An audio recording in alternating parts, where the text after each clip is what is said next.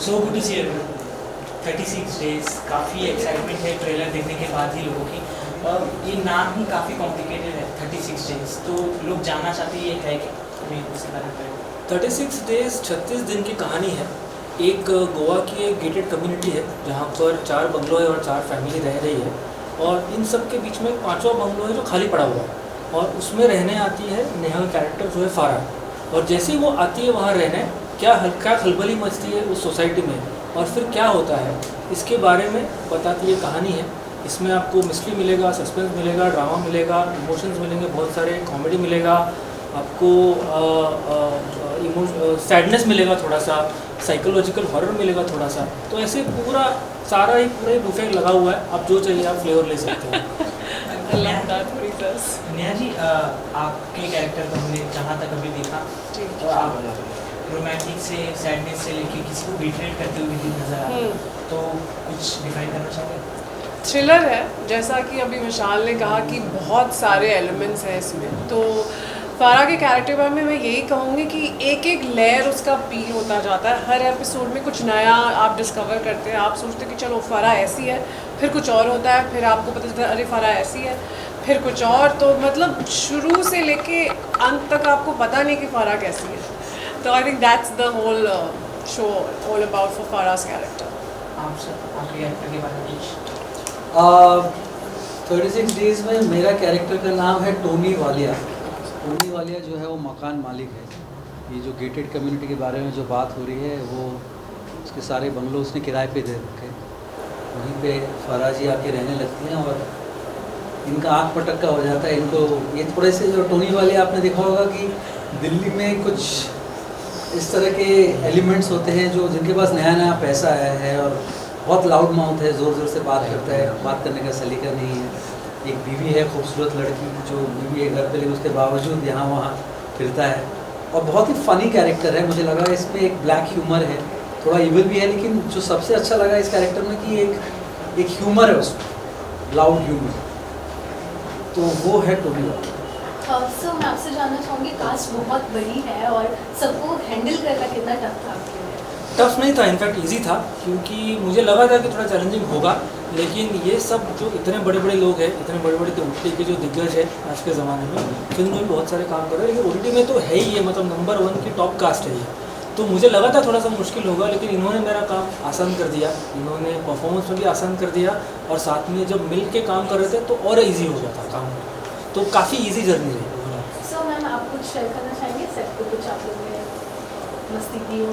मस्ती ये लोग कर रहे थे, पता नहीं टाइम कहाँ से निकाल रहे थे। ऐसा मुझे सुनने में आया कि इन्होंने बड़ी मस्ती की है। आई वाज वेरी क्यूरियस कि कहाँ कर रहे थे मस्ती, बिकॉज आई फील बहुत काम कराया है। बदतमीज लड़की हो यार।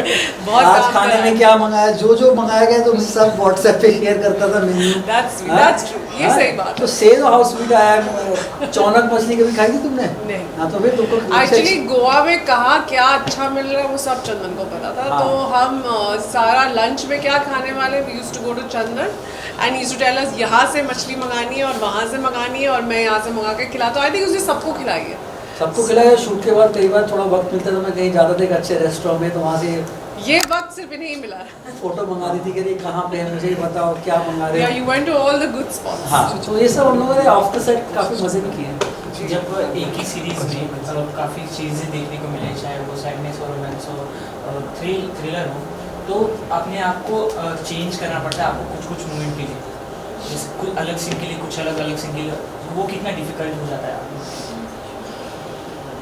I feel he is a seasoned actor, कुछ भी कर लेंगे ये, ऐसे ही चुटकी But बजाते। एक ही सीरीज में अलग बट मेरे लिए बहुत टफ था। I think it's one of the most challenging roles that I have done, because फारा is not predictable. Her episode में कुछ नया कर रही है वो, और उसका माइंडसेट कुछ और है, और उसकी एक बैक स्टोरी है, वो चीज़ें क्यों कर रही है, और कहानी में धीरे धीरे सब सीक्रेट्स बाहर आते हैं। तो I feel it's beautifully written and created by Vishal and the team. तो हमें सारी होमवर्क करके दिया जाता है एज एक्टर्स, और फिर you put your teeth and then you take it to another level where you can to the best of your ability. But I'm very grateful कि जो कहानी लिखी गई थी वो ऑलरेडी बहुत खूबसूरत है और सारे किरदार ब्यूटीफुली लिखे गए हैं. So I'm forever grateful to be part of this and such a huge ensemble cast. Neha ji, एक ग्लैमर लुक बाहर आने के बाद आपका जो भी कोई भी पिछला काम भी ले लें, उसमें एक क्रिएटिव अवतार आपका जो भी देखने को मिलता है हमें, उसके बाद अगर आप चाकू लेके सामने आ जाती है लोगों के वो कुछ डिफरेंट हो जाता है लोगों, तो उस चीज़ से क्या रिस्पॉन्सेज मिलते हैं आपको? आई थिंक अभी तक so far जिन्होंने ट्रेलर देखा है उनको मज़ा आया है, तो वो जो इंट्रीग बनाने का काम एक ट्रेलर करता है कि ट्रेलर देखा अभी आगे क्या है, क्या हो रहा है शो में, वो इंट्रीग इस ट्रेलर ने शायद बनाया है। मुझे जहाँ तक जितने रिस्पॉन्सेज मुझे मिले हैं, जैसा कि ये लोग भी बता रहे थे कि जो लोग भी रिस्पॉन्स दे रहे हैं अच्छा ही दे रहे हैं, सो मैं बहुत एक्साइटेड हूँ उसको लेकर के। आई एम होपिंग कि बाकी लोग भी ट्रेलर देखने के बाद शो देखने के लिए आएंगे टू सी क्या होता है शो में। चंदन सर, मैं आपसे जानना चाहूँगी आप रियल लाइफ में अपने इस कैरेक्टर से कितने रिलेट कर सकते हो? ज़्यादा नहीं एक्चुअली, क्योंकि अगर कैरेक्टर ऐसे करने लग गए एज एन एक्टर जो मैं बहुत रिलेट करता हूँ तो बहुत काम आसान हो जाता है। लेकिन इस तरह के लोग मैंने बहुत देखे हैं जो इस तरह के होते हैं। मतलब मैं जब कॉलेज में था तो मैं ऐसे कुछ किरदारों से मिल चुका हूँ, तो मैं ज़्यादा रिलेट नहीं करता हूँ। लेकिन वही मज़ा है करने में कि जब आप रिलेट नहीं करते हैं तो उन चीज़ों को फिर आप ढूंढते हैं, देखते हैं, डायरेक्टर आपको आइडिया देता है, राइटर जो आपको स्क्रिप्ट देता है, को एक्टर्स, तो उस हिसाब से मेरे लिए इतना रिलेटेबल नहीं है रियल लाइफ में ऐसा। आप दोनों से जानना चाहेंगे कि आप लोगों के प्रीवियस काम को जब अच्छे रिस्पॉन्सेज मिलने लगते हैं, अच्छा प्यार मिल जाता है, तो आगे के काम को लेके आप लोग कितने ज़्यादा सीरियस हो जाते हो कि ये जो हमारा बना हुआ है प्रीवियस काम का इफेक्ट वो बरकरार है? बिल्कुल, बहुत ही रिस्पॉन्सिबिलिटी एज अ डायरेक्टर मैं बहुत रिस्पॉन्सिबिलिटी लेता हूँ अपने आप पे, क्योंकि मैं ऑडियंस का टाइम और अगर थिएटर में फिल्म हो तो उनका पैसा दोनों ही लेके मैं उनके 2 घंटे ज़िंदगी के ले रहा हूँ, उनके कुछ पैसे ले रहा हूँ, तो मेरी जिम्मेदारी है कि मैं उनको अटेंड करूँ, एक अच्छी कहानी बताऊँ जितना मेरे से हो सकता है, to the best of my ability. मैं अपना 500% डालूंगा। बाकी ऑडियंस की पसंद नहीं पसंद उसको मैं कंट्रोल नहीं कर सकता, लेकिन मेरे लिए बहुत ज़रूरी है कि मैं जो भी काम बाहर रखूँ वो बहुत ही मैंने पूरा 500% डाला हूँ, जितना मेरे से हो सकता है मेरी कैपेबिलिटी के अनुसार मैंने सारा उसमें डाल दिया, बहुत ज़रूरी है। सर? हाँ बिल्कुल, जैसे अभी विशाल सर बोल रहे थे, रिस्पॉन्सिबिलिटी तो रहती है। जैसे जैसे आप सीढ़ियाँ चढ़ते जाते हैं करियर में, और अगर आपको पिछले काम के लिए थोड़ा अप्रिसिएशन मिलता है और ऑडियंस का प्यार मिलता है जनता का, तो आप सोचते हैं कि और अपने आप को, मुझे लगता है एज ए अभिनेता कि मुझे I want to keep challenging myself, नए नए किरदार करूँ जो पुराने किरदार से उसके कोई मेल ना खाए ज़्यादा, और नई चीज़ें करने की कोशिश करूँ। तो मेरा कॉन्स्टेंट सर्च वही रहता है कि कुछ नया करूँ जाकि ऑडियंस को कुछ नया मिले। Constantly challenge my self. या विशाल जी, अभी आपने ऑब्वियसली अपने किरदार के बारे में बताया, कहानी कैसी होगी ये बताया। 36 डेज OTT का ज़माना है, बहुत सारी फिल्में इस तरह की बन चुकी है, बहुत सारी सीरीज़ लगातार आते जाते हैं, बट मैं जानना चाहती हूँ 36 डेज में ऐसा क्या अलग है कि ऑडियंस ग्रैब होगी और वो देखना चाहेगी?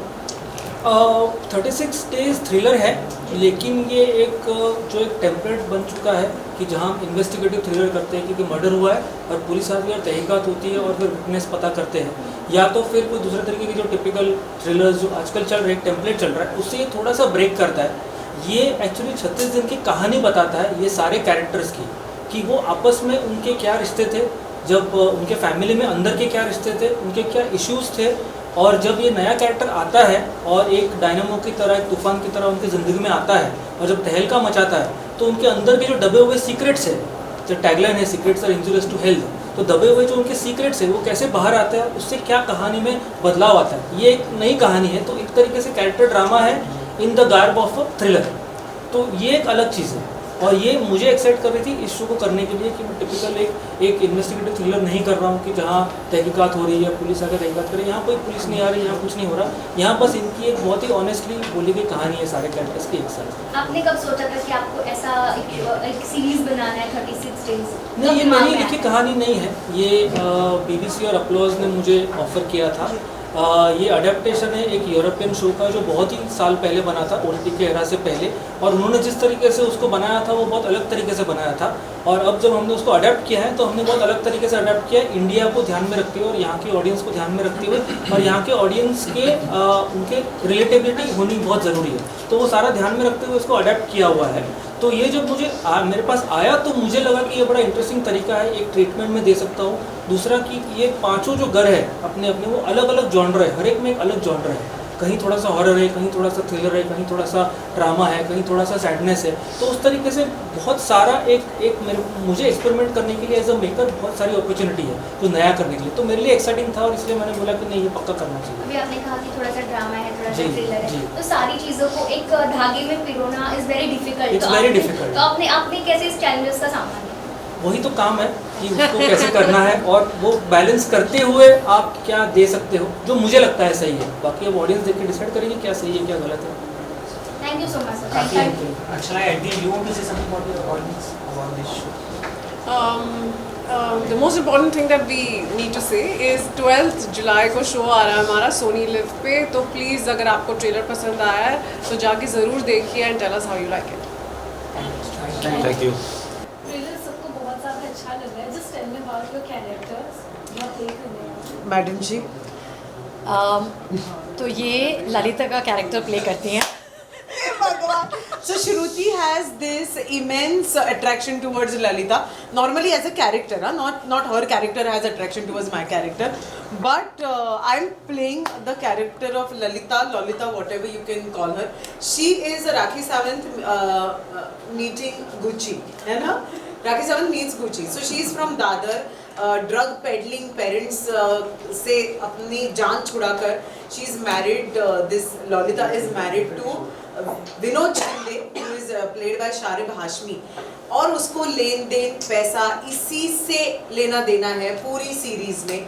She is crass, she is tacky to the core, उसकी लैंग्वेज क्रास है। वो इस बंदी को इतना तंग करती रहती है because she is like the queen of the society. And this girl who's come from Dadar, who's a middle class Maharashtrian girl, wants to be in her good books, wants to show her that भाई तेरे पास पैसा है तो मेरे पास भी पैसा है। दो इसके पास क्लास है लेकिन ललिता के पास नहीं है। So she's trying to make her friend and जितना नजदीक ये इस कैरेक्टर के पास जाती है उतना दूर ये उससे भागती है। So yeah, that's the story of Lalita. And I play a character called Radhika Jaikar.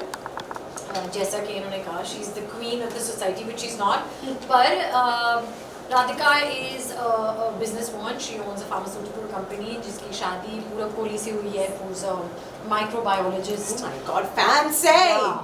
And हम लोग बहुत हाई फाई रिच लोग हैं, हमारे पास बहुत पैसे हैं, स्टेटस है। और हमारी प्रॉब्लम सिर्फ ये है कि हम अपने स्टेटस को इतना ज़्यादा सीरियसली लेते हैं कि हम अपनी लाइफ को एक दिखावा बना कर रखा हुआ है हमने।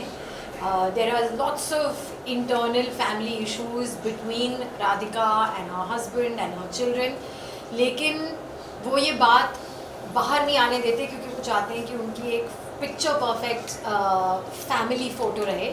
एंड एज़ फॉर ललिता जो बहुत कोशिश कर रही हैं, उनके पास नए नए पैसे आए हैं तो वो चाहती हैं कि मैं भी अभी राधिका के जैसे बनूं। लेकिन बात ये है कि क्लास हम खरीद नहीं पाते। करेक्ट है, पैसा तो आ ही जाता है, क्लास नहीं खरीद पाते। तो या that's the difference between Radhika and Lalita. And हमारे ज़्यादा सीन्स नहीं हैं पर जितने भी हैं बहुत मज़ेदार हैं क्योंकि राधिका को ललिता बिल्कुल पसंद नहीं है, लेकिन वो ये भी बताना नहीं चाहती तो वो प्रिटेंड करती है कि हाँ मतलब मैं इसे बर्दाश्त कर सकती हूँ। और ये बहुत चेप है, Lalita is cheap. She just wants like तू मुझे अटेंशन दे, तू मुझे attention they, that's about it. बस ये हमारी किरदार अभी है। तो हमने केमिस्ट्री यहाँ पे जो देख रहे हैं वैसा लग रहा है कि सेट पे भी ऐसा कुछ आप लोग मस्ती करते ही हाँ, रहेंगे। यही था। हाँ मतलब ऐसा था कि हम लोग कैरेक्टर में आने के लिए हमको थोड़ा टाइम लग जाता था because Shruv and me I think we really hit it off so well. ऐसा नहीं है कि हम लोग इससे वो पहले जानती मिले नहीं हैं। है, वो जानती नहीं है, पर जब मैंने स्क्रिप्ट पढ़ी थी ना मैंने कहा था प्लीज मुझे ललिता का पार्ट दे दो, मुझे ललिता बनना है। जैसे नहीं वो तो अमृता कर रही है, ऐसे कौन है अमृता? फिर मैंने कहा कौन है अमृता? ये बोला अरे नहीं वो बहुत मंझीवी महाराष्ट्रन एक्ट्रेस हैं। एंड जब मैंने उसकी फोटो देखी ऐसे हाँ सुंदर भी बहुत है। तो मैंने कहा मुझे बताओ इस शो में ललिता को उसकी जगह कौन बताता है? मैंने बोला राधिका, चलो फिर मैं वो character. But I think we had a great rapport throughout the whole web series। और मतलब जब हमारे सबके एक साथ सीन्स हुआ करते थे तब Wow, हम we had a great इतना time. मजा करते थे। My God, it was a roller coaster ride। को एक्टर्स के नाम तो भाई को एक्टर्स हाँ को अरे एक्टर्स कौन है को-एक्टर्स यार? चलो कौन है? सबसे पहले तो डायरेक्टर विशाल फूरिया एक बहुत ही हाँ, नेहा शर्मा है, हाँ। पूरब कोहली है, फिर चंदन नहीं, रॉय। चंदन कौन है? कोई चंदन नहीं है। चंदन नहीं है, जैसे चंदन नहीं है, चलो ठीक है। देन देयर इज सुशांत, पीछे खड़े होकर अच्छा, सबको पीछे promote खड़ा है ना, हाँ, अच्छा अच्छा, लाइक दैट। और फिर शारिब हाशमी है यार, शारिब हाशमी मेरा बेचारा हस्बैंड है, दैट्स इट। ओके, सेट पे सबसे ज्यादा इरिटेटिंग पर्सन कौन है? चंदन रॉय सन्याल, चंदन रॉय सन्याल अच्छा सवाल, अच्छा जवाब दे रहा है। सबसे बहुत इतने पकाऊ एक्टर।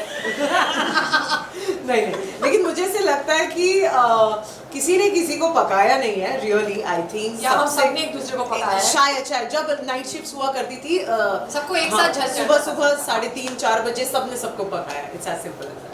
ललिता का कैरेक्टर आपने बताया तो language change in the sense to the दिल में कोई ऐसा ऑफ कोर्स जो गालियां जो मतलब ऐसे फूल बरसते हैं ना ललिता के मुंह से, आप सुनेंगे तो आपके कानों से खून निकल आएगा, ऐसा है लिटरली। एक दो सुन लेंगे। हाँ भाई नहीं, वो बीप बीप चला जाएगा। आपका एक फैमिली चैनल होगा ना आपका, इसीलिए हमको नहीं बोल रहा तो है। इतनी सुंदर सुंदर एक्ट्रेसेस को इतनी अच्छी अच्छी गालियाँ देते हुए तो लोग जब सुनते तो कुछ रिस्पॉन्सेस आपको भी मिलते होंगे। हाँ ऑफ कोर्स मिलते हैं, मतलब ऐसा नहीं कि सुंदर लड़कियां गालियां नहीं देती। बेटा आप मुंबई में रहते हो, कहाँ पे रहते हो और आप? बात ये कि भाई इसीलिए बोला ना, गालियों का सुनेंगे हक एक तो दो। सब पर है कि हाँ, नहीं? हाँ। गालियों का हक सब पर है। अगर आप हमें गाली देंगे तो क्योंकि हम खूबसूरत है हम गाली देंगे, ये कोई रूल ये नहीं रूल है। नहीं। बट नो आई थिंक जहाँ से ललिता आती है, जैसे मैंने कहा कि ड्रग पेडलिंग पेरेंट्स है और यू नो अपनी जगह और अपनी राह उसने खुद बनाई है। सो जब ऐसी कोई लड़की होती है जो बिंदास होती है, फियरलेस होती है and who makes her own, who paves her own path, I think तब तो गाली या फिर यू नो वो एक हाथापाई थप्पड़ वगैरह सब देती है। क्रासनेस आ जाती है, you know that's the thing. इस सीरीज का ट्रेलर देखने के बाद सभी के मन में आया था 36 डेज क्यों, तो ये स्क्रिप्ट पढ़ने के बाद आपके मन में आया और 36 डेज में से आपने कितने दिन एंजॉय किया? हमने पूरे 36 डेज जितना शूट किया सब एंजॉय किया ना। 36 डेज क्या है बेसिकली, वो 36 डेज में कहानी पूरी की पूरी शुरू से खत्म हो जाती है, you know that's the thing and that is why and also I think 36 days is very intriguing. I think it's very interesting कि क्या आपको हो क्या सकता लगा? है। क्या है 36 डेज? हाँ आपको क्या लगा? वही जाने हम आपके पास आ गए। अच्छा वो ये बड़ा तो मतलब smart आपके है। दिमाग में आया ना कि 36 डेज क्यों, तो इसीलिए हमने नाम रखा है। Exactly. सब लोग सोचे 36 days. See, also the tagline also says that secrets are injurious to health. तो हाँ। मतलब ना ये सब जो है ये बेसिकली क्यों हो रहा है कि भाई सबकी सीक्रेट्स है और इतने सारे किरदार, इतनी बड़ी ensemble स्टार कास्ट इसलिए भी है because we want everybody who watches this web series to resonate with every character. और इस वेब सीरीज में हर एक कैरेक्टर ऐसा है जिसके साथ शायद आपको लगेगा मेरी बीवी ऐसी है, मेरा दोस्त ऐसा है, यार ये हमारी बाजू वाली चाची है, ये ऐसी है, यू नो। एंड वो एक रिलेटेबिलिटी आ जाएगी एंड बिकॉज हम सबकी लाइफ में सीक्रेट्स होते हैं, इनकी लाइफ में भी अपने अपने सीक्रेट्स हैं, लेकिन वो सीक्रेट्स कहाँ तक इन किरदारों को लेकर जाते हैं आप देखेंगे 36 डेज में जो आने वाला है 12 जुलाई को सिर्फ सोनी लिव पे। Thank you. बाकी सवालों के लिए भी मेरी असिस्टेंट से बात करें। लास्ट क्वेश्चन लास्ट हो क्वेश्चन गया ना? श्रुति मैम के लिए। हो गया। हो गया खत्म हो गया। नहीं आप नहीं यार बताओ ना। आप दोनों से कि बड़े पर्दे पे जब 2.5-3 घंटे की मूवी चलती है तो सब बैठ के देखते हैं, बट OTT पे एक फीचर होता है 10 स्क्रीन स्किप करने का, उस चीज़ का प्रेशर होता है। देखिए एक बार शो आ गया फिर वो ऑडियंस का हो जाता है, उसका ना एक्टर्स कुछ कर सकते हैं ना क्रिएटर्स कुछ कर सकते हैं। अगर आपका शो इंटरेस्टिंग है तो फिर मुझे ऐसा लगता है कि इस शो में क्योंकि कहानी इस तरह से लिखी गई है कि अगर आप उठकर चले गए तो आप शायद एक महत्वपूर्ण लिंक किसी ना किसी तरह से मिस कर जाएंगे। आप रिवाइंड करके भी देख सकते हैं अगर आप चाहें, लेकिन अगर ऑडियंस का अटेंशन फ्रैक्चर्ड है उसका आई डोंट थिंक एक्टर्स और क्रिएटर्स कुछ कर सकते हैं। एंड ऑल्सो आई थिंक सारे के सारे एपिसोड्स एक साथ आ रहे हैं तो यू नो आप अपनी सहूलियत से देख सकते हो। इट्स नॉट लाइक कि यू नो आपको वेट करना है किसी चीज़ के लिए। All the episodes are going to come and I am sure कि एक बार आप देखने बैठ जाओगे 36 डेज तो आप 36 आवर्स में खत्म करना। चलिए ये चैलेंज हो जाए। हाँ, है ना, watch actually. 36 days in 36 hours and tag us and tag Finished. tag her. Don't tag. Thank you so much. Thank you Darling's. Thank you. समोर फोन आ रहा है।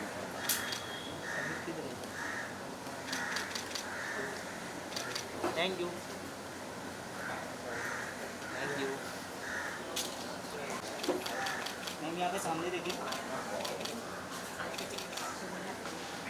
मैम ये बाजू देखिए सामने, इधर सेंटर में देख सकते हो, देखिए क्या होगा। लेफ्ट में, मैम इधर, मैम लेफ्ट में, मैम यहाँ पे। इधर सेंटर से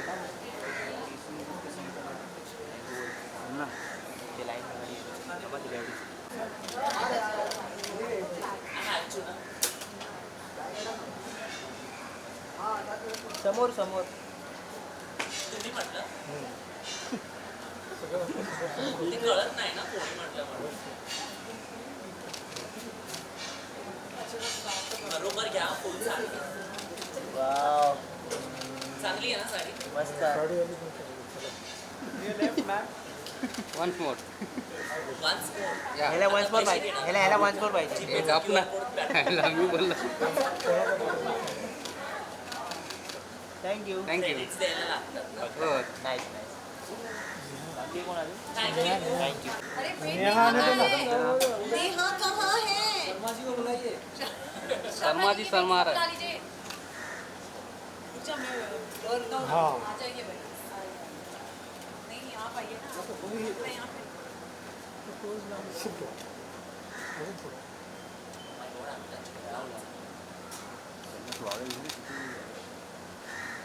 शॅडो येते का शॅडो येते, पुढे यायचं का? पुढे यायचं आहे का मागे जायचं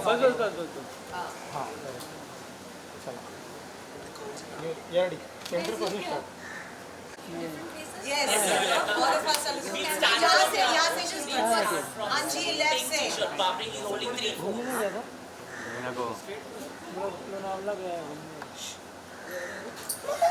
इसकी माँ का चूहा कि मुझे खिंचवा सेंटा सेंटा हरवेला तुझ्याकडे कहाँ पर है?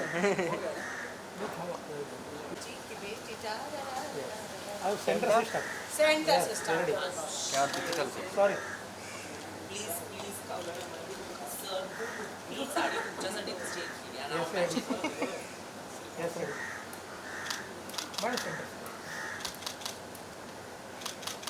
Now can we look to the right, everyone?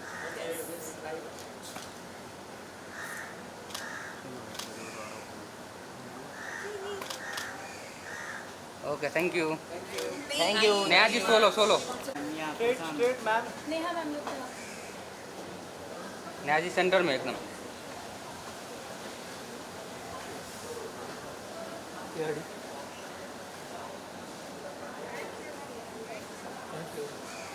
No side.